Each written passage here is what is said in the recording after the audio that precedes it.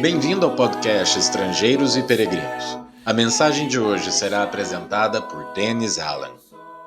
Nas últimas horas com os discípulos antes da sua crucificação, Jesus disse: Eu sou a videira, vocês são os ramos. Quem permanece em mim e eu nele, esse dá muito fruto, porque sem mim vocês não podem fazer nada. João 15, versículo 5. A ilustração da videira une os dois lados do relacionamento entre Deus e seres humanos. Hoje, vamos começar com o lado divino. E se Deus permitir, na mensagem de amanhã, vamos pensar sobre o lado humano. Ao introduzir essa ilustração rica, Jesus disse: Eu sou a videira verdadeira, e o meu Pai é o lavrador. Todo ramo que, estando em mim, não der fruto, ele o corta. E todo que dá fruto, ele limpa, para que produza mais fruto ainda. Vocês já estão limpos por causa da palavra que lhes tenho falado.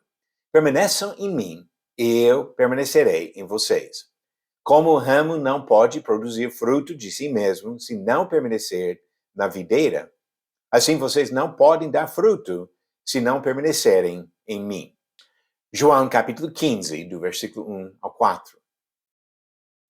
Jesus é a verdadeira videira. Outros podem afirmar seu poder de oferecer a vida, mas ele é o único que realmente tenha capacidade de dar e sustentar a vida.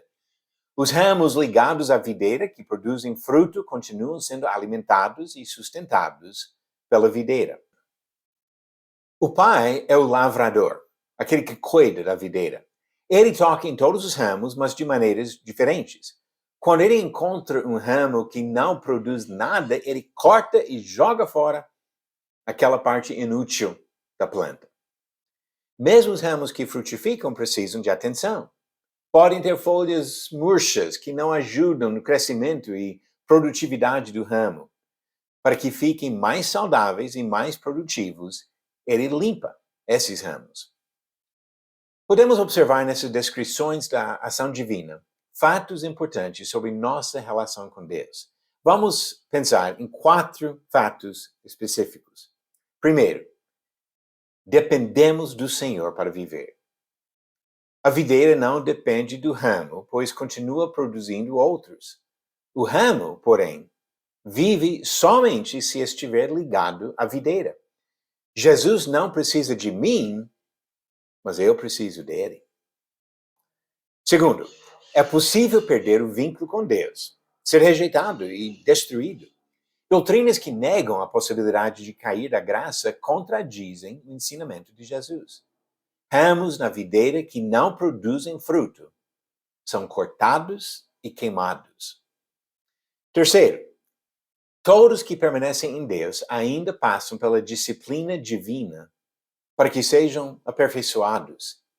Ele nos disciplina para o nosso próprio bem, a fim de sermos participantes da sua santidade. Hebreus capítulo 12, versículo 10. E quarto, a produção de fruto pelos discípulos glorifica o agricultor, o próprio Deus, como ele disse em João 15, versículo 8. Essa ilustração mostra que a nossa vida depende totalmente do Senhor. Vamos permanecer na videira. E se Deus permitir, no próximo episódio vamos falar sobre o lado humano, os ramos. Você conseguiu responder a pergunta de ontem?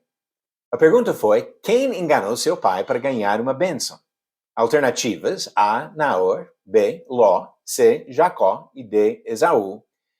A maioria das pessoas conhece bem essa história de Jacó enganando seu pai para ganhar uma bênção, como relatado para nós em Gênesis capítulo 27. E a pergunta de hoje: Jacó deu o nome de Betel para um lugar que antes era chamado de...